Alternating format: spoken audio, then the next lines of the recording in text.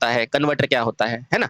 या आप मान लो कि रेक्टिफायर क्या होता है ना? तो रेक्टिफायर मैं अलग चैप्टर में पढ़ा चुका हूँ। फिर आपको इंडक्शन मोटर की को पूछा था कि भैया इंडक्शन मोटर में कैसे स्पीड डिपेंड करती है, वो इंडक्शन मोटर में पढ़ाया हुआ है। आपको पूछते हैं कि भैया इसकी टॉर्क स्पीड रिलेशन क्या होता है, वो डीसी मोटर में है। तो सारा कहीं न कहीं पढ़ाया हुआ है, लेकिन फिर भी चैप्टर तो मैंने दिया है। क्यों दिया है चैप्टर? क्योंकि फिर मैंने देखे तो इसके एमसीक्यू भी नहीं मिले, बहुत कम एमसीक्यू है ना? तो मैं यहाँ पर आपको क्रीम देने की कोशिश करूँगा जो भविष्य में कहीं न कहीं अगर किसी एग्ज़ाम में आ जाए, तो बेटा आप कर लो, है ना? क्योंकि आजकल जैसे-जैसे मोबाइल की तरफ हम बढ़ रहे हैं, वैसे-वैसे नई-नई क्या हो रही है, डेफिनिशन आ रही है। जैसे कि वेरिएबल फ्रीक्वेंसी ड्राइव, है ना? आसान होगी, लेकिन बेटा आपको मैं लिखा देता हूँ, ठीक है? टू द पॉइंट मैं चीज़ों को देने की कोशिश करूँगा। बस इस चैप्टर को आप पढ़ लेना, चाहे एक ही चैप्टर है पर पढ़ लेना, ठीक है? आओ। तो अब ये है हमारा क्या है, विद्युत मशीन की गति नियंत्रण, है ना? इसमें सबसे पहले एक शब्द आएगा ड्राइव, है ना? तो आप कहेंगे ड्राइव क्या है? तो लिखना ये जो ड्राइव है वो क्या है, विद्युत मशीनों के अंदर कार्य को करने के लिए जो प्रयुक्त किए जाने वाला साधन होता है बेटा, उसे क्या कहते हैं, ड्राइव कहा जाता है। ठीक है, तो लिखो ऐसे, वैद्युतिक मशीन मशीनों के संचालन, जैसे अपन बोलते हैं ना भैया लॉन्ग ड्राइव पे चलते हैं यानी गाड़ी में चलते हैं ना, वो उस टाइप से, के संचालन में प्रयुक्त साधन क्या कहलाता है बेटा, ड्राइव कहलाता है, कहलाता है। सर ये कितने प्रकार का होगा, तो रुकना बेटा, तो इसका मतलब जो आपका ये जो ड्राइव है, तो आपके पास सप्लाई के अनुसार ही डिपेंड करेगा। सप्लाई कितनी होती है, 2, तो ये भी होंगे बेटा 2। एक ड्राइव को क्या बोलेंगे हम, एसी ड्राइव, और दूसरे को हम क्या बोलेंगे बेटा, डीसी ड्राइव, डीसी ड्राइव। ठीक है, अब बात करते हैं सर ये एसी ड्राइव क्या है, जो क्या करेगी बेटा, सीधे तौर पर एसी मोटर के घूर्णन की गति को परिवर्तित करेगी। तो लिखना बेटा, यह एसी मशीन जैसे कि इंडक्शन मशीन, तो यह एसी मशीनों के घूर्णन को नियंत्रित करती है, या ऐसे कह सकते हैं बेटा यह एसी मशीन को नियंत्रित करती है, मशीनों को नियंत्रित करती है, क्योंकि इसमें जनरेटर भी होंगे, है ना, उसमें ईएमएफ होगा ना, इसलिए नियंत्रित करती है। तो आप बताओ बेटा डीसी क्या होगी, तो आप कह दोगे ना, तो यह डीसी मशीनों को नियंत्रित करेगी, यह डीसी मशीनों को क्या करेगी बेटा, नियंत्रित करेगी। अब अगला प्रश्न आना चाहिए, सर ये जो एसी ड्राइव है जो एसी मशीनों को नियंत्रित करेगी, हाथ से तो करेगी नहीं, नहीं बेटा, यही सिस्टम में कुछ इंपॉर्टेंट हमारे पास है परिभाषाएं, तो मैं उसको समझाता हूँ, या फिर कह सकते हैं बेटा एब्रीविएशन, पूर्ण विस्तार वाला जो है भाग, वो मैं आपको समझाता हूँ। ठीक है, तो लिखो बेटा कुछ अन्य नाम, या ऐसे लिखो बेटा कुछ फुल फॉर्म्स, कुछ पूर्ण विस्तार, है ना, फुल फॉर्म। तो सबसे पहले बेटा आपको एसी के संबंध में, किसके संबंध में, एसी के संबंध में क्या पता बेटा क्वेश्चन आ ही जाए, है ना। तो सबसे पहले आपको एक फुल फॉर्म पूछेगा कि बताओ एएसडी क्या होता है, तो बताओ क्या होता है। अब आप नहीं बता पा रहे हो ना, जैसे ही मैं बताऊंगा आप बता दोगे, है ना। बेटा एएसडी की फुल फॉर्म पूछे तो बोलना एडजस्टेबल स्पीड ड्राइव, एडजस्टेबल। और हाँ यहां से ध्यान रखना बेटा, ड्राइव द्वारा कोई भी सिग्नल निकलता है वो कैसा निकलेगा, कंट्रोल्ड निकलेगा। कैसे निकलेगा, कंट्रोल्ड सिग्नल। ठीक है, तो बेटा ये क्या हो जाएगा, ए से क्या हो जाएगा एडजस्टेबल, एस से क्या होगा स्पीड ड्राइव, यानी कि ऐसी ड्राइव जो बेटा किसको एडजस्ट कर रही हो, स्पीड को। क्लियर, ठीक है। अब इस पे ज्यादा नहीं लिखेंगे, सिंपल यही पूछेगा एएसडी। अगला पूछेगा बेटा एएफडी, सर ये क्या होता है, तो बोलना बेटा ए से वापस क्या हो जाएगा एडजस्टेबल, एफ से क्या होगा बेटा फ्रीक्वेंसी, नाम याद रखना बेटा हम भूल जाते हैं, फ्रीक्वेंसी ड्राइव, यानी कि ऐसी ड्राइव जो फ्रीक्वेंसी को कंट्रोल करेगी। और क्या हो जाएगा वीएफडी, सर ये क्या होता है वीएफडी, अभी बताता हूँ। वीएफडी, वी से क्या हो जाएगा बेटा वेरिएबल, जब मुझे वेरिएबल चाहिए होगा वेरिएबल। एफ से क्या होगा फ्रीक्वेंसी ड्राइव। सर और किसकी फुल फॉर्म पूछ सकता है, वीएफडी के बाद वीएसडी, सर ये क्या होता है अभी बताता हूँ। वी से अगेन वेरिएबल, यहां लिखते लिखते याद कर लो बेटा, वेरिएबल स्पीड ड्राइव। ठीक है, चलिए इसके बाद बेटा एक आता है वीसीडी, सर ये क्या है, नहीं एफसीडी। अगला क्या आता है,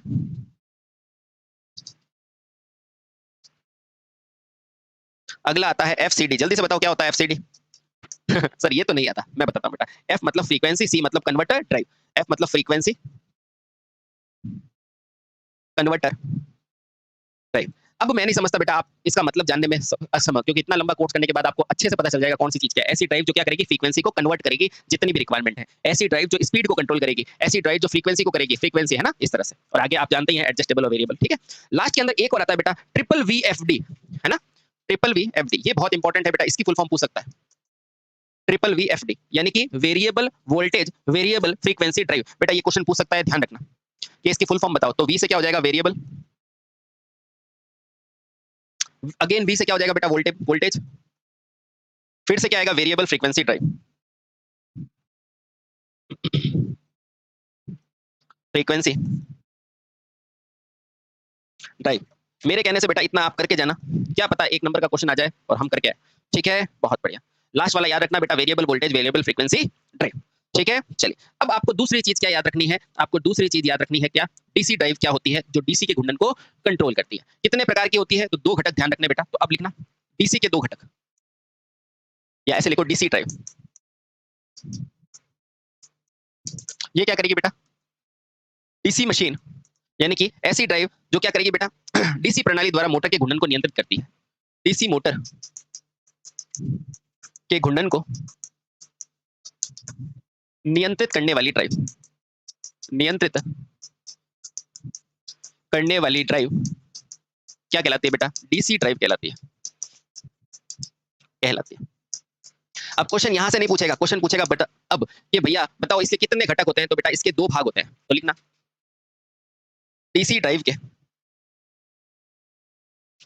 दो प्रमुख भाग होते हैं, दो प्रमुख भाग होते हैं। तो आप कहोगे कौन से, तो मैं कहूंगा पहला तो होता है बेटा शक्ति घटक, ऐसे ही नाम याद रखना, शक्ति घटक। और दूसरा कौन सा होता है, दूसरा होता है बेटा नियंत्रक। क्या याद रह जाएगा, बिल्कुल सर नंबर लाना है तो याद रखना है। ठीक है, इंटरेस्ट बना के रखना बेटा, चैप्टर थोड़ा सा ऐसा ही है लेकिन फिर भी ध्यान रखना, सब इंटरेस्टिंग है। शक्ति घटक क्या होता है, तो बोलना बेटा ये शक्ति घटक ही क्या करता है, जो उपलब्ध एसी को डीसी में परिवर्तित करता है। बाहर से आप कौन से सप्लाई दोगे, एसी, घर में आएगी एसी, उसको डीसी चलाने के लिए, क्यों, क्योंकि ड्राइव किसकी है, डीसी की। तो ये क्या करता है बेटा, उपलब्ध एसी को क्या करता है, डीसी में बदलता है, बदलता है। आपको कोई पूछेगा शक्ति घटक का कार्य क्या है, तो आप बोलना उपलब्ध एसी को डीसी में बदलना। आपको कोई पूछेगा नियंत्रक का कार्य क्या है, तो बोलना ये उच्च गति का टाइमर सर्किट है। यह क्या है बेटा, पहले लाइन याद रखना, यह उच्च गति का यानी कि हाई स्पीड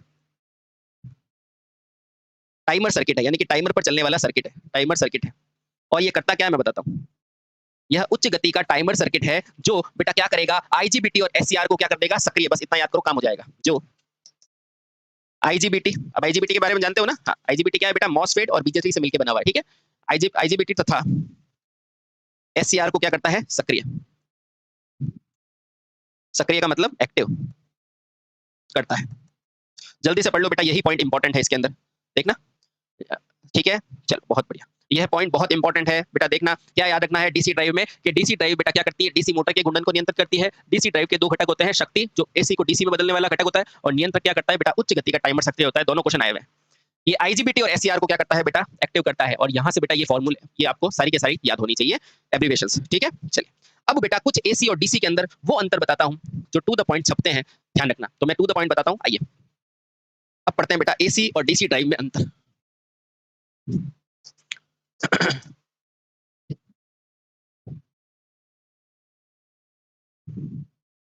तो यहां तो लिखो बेटा क्रम संख्या, यहां लिखो एसी ड्राइव,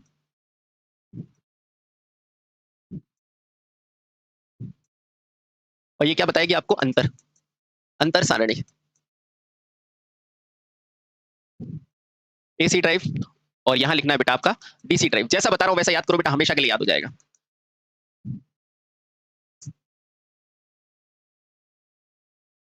चलो सबसे पहला पॉइंट आपको कौन सा याद करना है, देखना। एसी ड्राइव में मुझे बताओ इसकी संरचना सरल होगी या डीसी। आप नॉर्मल सोचो, एक मोटर बेटा सबसे सरल संरचना किसकी होती है, हर घर में कौन सी मिलती है, इंडक्शन मोटर, है कि नहीं। तो इसकी संरचना सरल होती है। आ जाओ तो लिखना बेटा इसकी संरचना क्या होती है, सरल। तो इसकी अपने आप कैसी हो जाएगी, जटिल।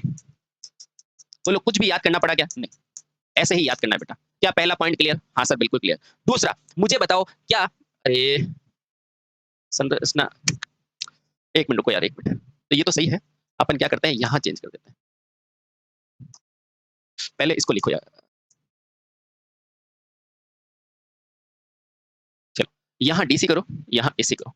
अब ठीक है, अपने को पता है घरों में कौन सी मिलती है बेटा, एसी मोटर मिलती है ना। और एसी मोटर के अंदर क्या होता है, डीसी में क्या होता है, सिंपल सा चुंबक लगा होता है। और एसी के अंदर बेटा क्या होती है, इलेक्ट्रोमैग्नेट होती है, इसलिए उसकी संरचना जटिल होती है। सॉरी मैंने थोड़ा सा गलत बता दिया। डीसी के अंदर क्या होता है बेटा, सिंपल सा ऑलरेडी मैग्नेट होती है, तो वहां पर क्या होता है, उसकी संरचना क्या होती है, सरल। और इसकी संरचना जटिल, क्यों, क्योंकि इलेक्ट्रोमैग्नेट होता है। ठीक है, चलिए अब देखना बेटा, क्या डीसी में हार्मोनिक की समस्या होगी? आप कहोगे नहीं, तो दूसरा पॉइंट और इंपॉर्टेंट लिखना बेटा, इसमें हार्मोनिक की समस्या नहीं होती है। क्या इसमें होती है? तो ध्यान रखना बेटा, इसमें होती है, क्योंकि तरंग है ना। हाँ, हार्मोनिक क्या होता है बेटा, आवृत्ति जो होती है ना, उसका अगर असमान रूप हार्मोनिक कहलाता है, तो इसमें हार्मोनिक समस्या होती है।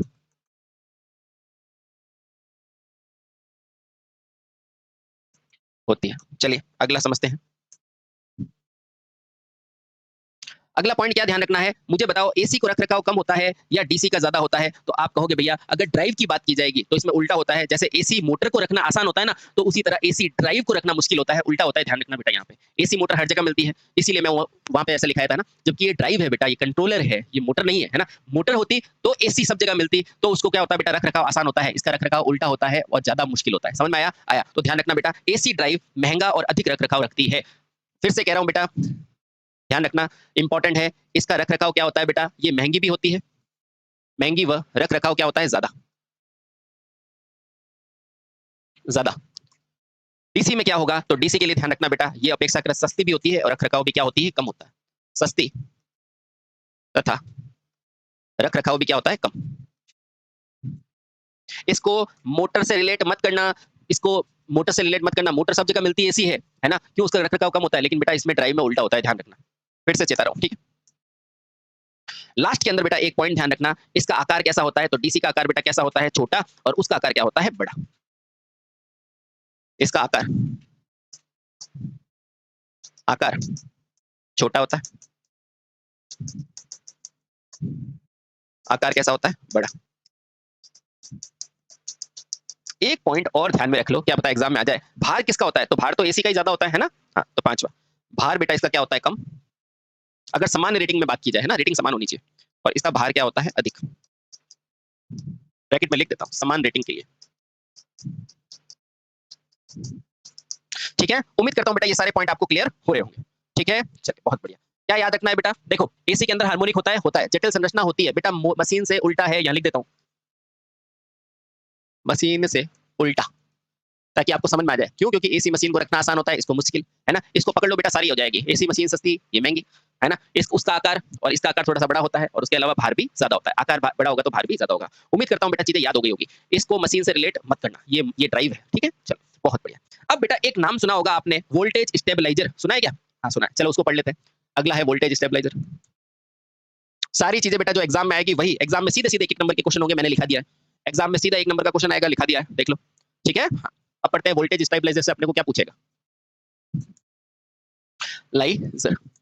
अब इसका मतलब क्या है, वोल्टेज को स्टेबल करने वाला। वोल्टेज को स्टेबल करने वाला, इसका मतलब क्या हो गया सर? इसका मतलब ऐसा सिस्टम जिसके द्वारा हम क्या करें बेटा, विद्युतिक यंत्रों और उपकरणों को स्थिर वोल्टेज प्रदान करने वाली युक्ति क्या कहलाती है, वोल्टेज स्टेबलाइजर। इसकी परिभाषा ध्यान रखना, वोल्टेज को स्टेबल करने वाला, अर्थात वोल्टेज को स्टेबल यानी स्थिर करने वाला यंत्र,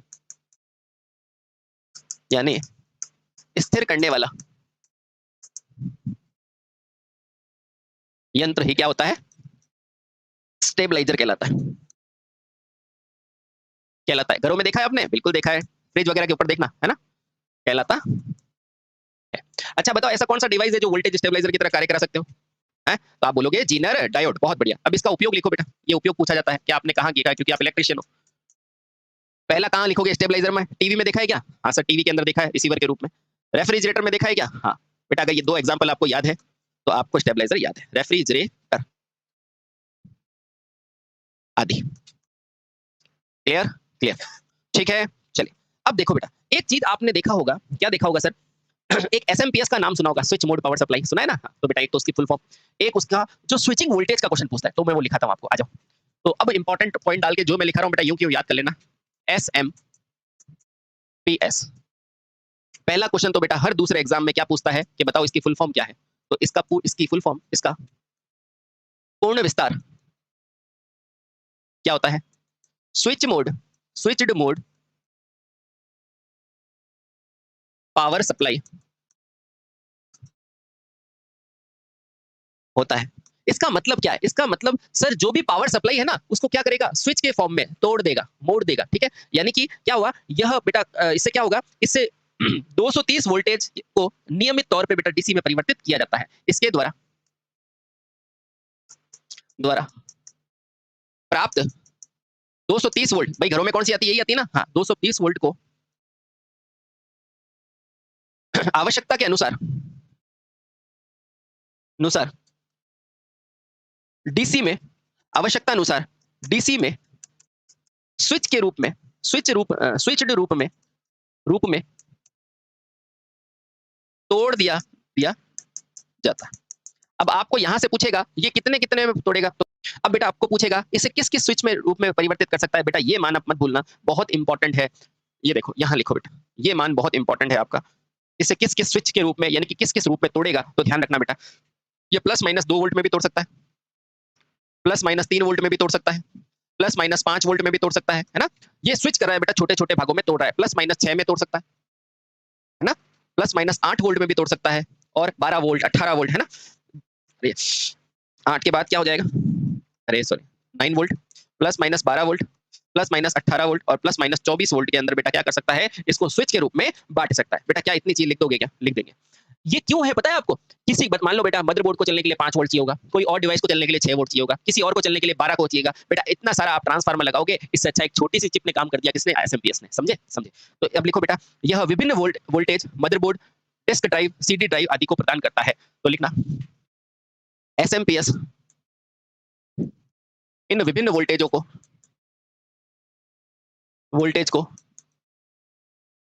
मदरबोर्ड मदरबोर्ड सीडी ड्राइव और जिसको भी, है ना, सीडी ड्राइव हो गया, डिस्क ड्राइव आदि को प्रदान करता है। डिस्क ड्राइव आदि को प्रदान करता है। क्या बेटा समझ पा रहे हो? हाँ सर समझ पा रहे हैं, ठीक है। हाँ, अब इसका उपयोग कहाँ होगा? उपयोग देखा है ना, मदरबोर्ड वगैरह का नाम आ गया ना, तो उपयोग लिखो बेटा बहुत बड़े शब्दों में। उपयोग कहाँ लिखोगे? कंप्यूटर में, जैसे हिंदी में क्या बोलते हैं? संगणक, है ना? हाँ, कंप्यूटर में, ठीक है। बहुत बढ़िया। चलिए अब बेटा एक छोटा सा नाम और ध्यान रखना, इन्वर्टर। वैसे तो आपको पता ही है ना, लेकिन परिभाषा जरूरी है, एग्जाम के लिए हर नंबर जरूरी है। रेक्टिफायर का चैप्टर तो हमने ऑलरेडी करा दिया ना, हाँ, तो अब पढ़ेंगे इन्वर्टर। इन्वर्टर, इसमें जो कह रहा हूं बेटा ध्यान रखना, टू द पॉइंट क्वेश्चन छप जाएंगे। पहला क्वेश्चन क्या पूछता है? ये इन्वर्टर होता क्या है? तो बोलना बेटा यह डीसी को एसी में परिवर्तित करने वाली युक्ति है। तो यह डीसी को एसी में परिवर्तित यानी कि चेंज करने वाली, परिवर्तित करने वाली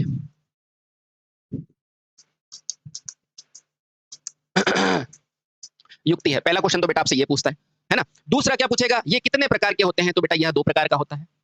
यह 2 प्रकार का होता है और दोनों का नाम पूछता है। 2 प्रकार का होता है। पहला कौन सा होगा? तो ध्यान रखना बेटा, पहले को क्या बोलेंगे? रोटरी इन्वर्टर, है ना? करेगा वही एसी को डीसी में, नहीं सॉरी, डीसी को एसी में इन्वर्टर। और दूसरे का नाम ध्यान रखना बेटा, दूसरा क्या है? एक तो रोटरी हो गया, और दूसरे इन्वर्टर का नाम कौन सा है? दूसरे का है बेटा इलेक्ट्रॉनिक इन्वर्टर। आजकल ये ज्यादा यूज में होते हैं, इलेक्ट्रॉनिक इन्वर्टर। अब देखो बेटा, यहां से मैं आपको बहुत प्यारी चीज बता रहा हूं, मत भूलना, ठीक है? अच्छा क्या पूछेगा सर? थोड़ा ऊपर कर देता हूं, देखना। यहां से पूछेगा इसे क्या कहते हो? तो बेटा इसे डायनामिक इन्वर्टर भी कहा जाता है। क्या बोलोगे बेटा? Dynamic inverter. तो इसे अन्य नाम पूछेगा क्या हो जाएगा बेटा? डायनामिक इन्वर्टर भी कहते हैं।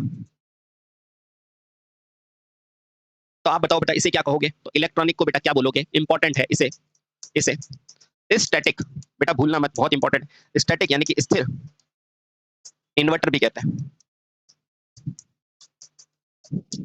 क्या ये छोटी सी चीज आपको याद रह जाएगी? हाँ सर, इसे स्टैटिक कहेंगे और इसे क्या कहेंगे? डायनामिक कहेंगे, ठीक है। अब ध्यान रखना बेटा, उसे स्टैटिक क्यों कहते हैं? क्योंकि उसमें कोई घूमने वाला भाग नहीं होता, क्योंकि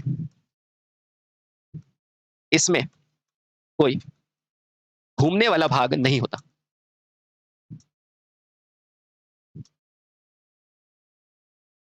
क्लियर? क्लियर। अब एक चीज और याद रखो बेटा, जब इतना पढ़ ही लिया है तो एक छोटी सी चीज और क्यों छोड़ रहे हो? ये जो स्टैटिक इन्वर्टर होता है ना, या ऐसे कह सकते हैं बेटा जो इलेक्ट्रॉनिक इन्वर्टर है ना, ये जो इलेक्ट्रॉनिक इन्वर्टर है ना, जिसे आप क्या बोलते हो? स्टैटिक इन्वर्टर, स्टैटिक इन्वर्टर, है ना? ये जो होता है ना बेटा, ये दो प्रकार का होता है। ये क्वेश्चन एक बार पूछा था तो मैं बता देता हूं उनका नाम। तो ये क्या होता है बेटा, दो प्रकार का होता है। पहला प्रकार कौन सा होगा, बीजेटी प्रकार का, इतना आसान था। और दूसरा था बेटा मॉसफेट प्रकार का। ठीक है, अब बताओ भविष्य में कौन सा आएगा, भविष्य में आएगा आईजीबीटी प्रकार का। ठीक है, हाँ, अभी तक तो यही है, बीजेटी प्रकार का और मॉसफेट प्रकार का। क्या बेटा ये छोटी सी चीज याद कर लोगे क्या? ठीक है, हाँ। इसमें आप भले मॉसफेट के आगे कभी कभी डिजिटल लगा के देता है तो बेटा कंफ्यूज मत होना, एक ही बात है ना, डिजिटल मॉसफेट प्रकार का स्टैटिक इन्वर्टर। बोलो चीजें क्लियर हुई? हुई। इसके साथ बेटा प्यारे साथियों एक और आता है साइक्लो कन्वर्टर, वो भी लिख ही लो है, तो यहाँ लिखो।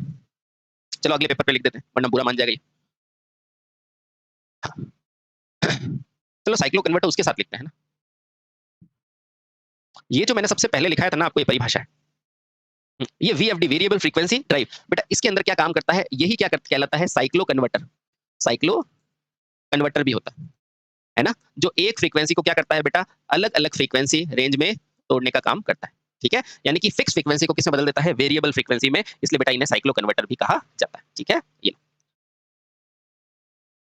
इसलिए लिखा वेरिएबल फ्रीक्वेंसी ड्राइव। ठीक है, हाँ चलिए बहुत बढ़िया। चलिए चलो एक अलग से लाइन लिखाई देता हूँ बाहर। अरे भाई साहब, यही लिख दो, नोट साइक्लो कन्वर्टर। कन्वर्टर क्या होता है बेटा, नियत आवृत्ति सिग्नल को परिवर्तित आवृत्ति सिग्नल में बदलता है। परिवर्तित, और बेटा इसी परिवर्तित को कभी कभी एक और नाम से भी जानते हैं, इसी को कहते हैं बेटा कंट्रोल। क्या कहते हैं, कंट्रोल। कंट्रोल्ड परिवर्तित यानी कि कंट्रोल्ड आवृत्ति, परिवर्तित आवृत्ति में बदलता है। क्या ये याद रह जाएगा? हाँ सर, चलिए बहुत बढ़िया।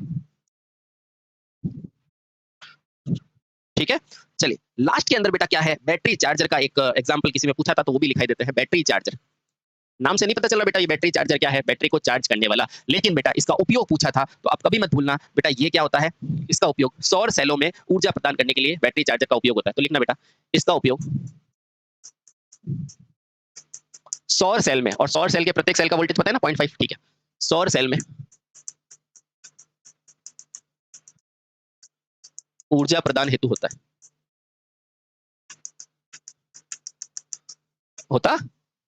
ठीक है, अब ध्यान रखना बेटा बैटरी चार्जर में होने वाली अभिक्रिया एक दिशा होगी, दो दिशा, तो बेटा इसमें हमेशा एक दिशा में होती है जब बैटरी क्या करती है, लोड को पावर सप्लाई करती है। तो लिखना बेटा, या नोट करके लिखना, जब बैटरी लोड को सप्लाई देगी ना तो बेटा एक ही दिशा में पूरी डिस्चार्ज होगी ना, ध्यान रखना। बैटरी लोड को सप्लाई देगी जब यह बैटरी, हर कोई नहीं, ये जब यह बैटरी लोड को सप्लाई देगी तो क्या होगा बेटा, धारा प्रवाह कह लो, या कह सकते हैं बेटा अभिक्रिया एक दिशा में होगी,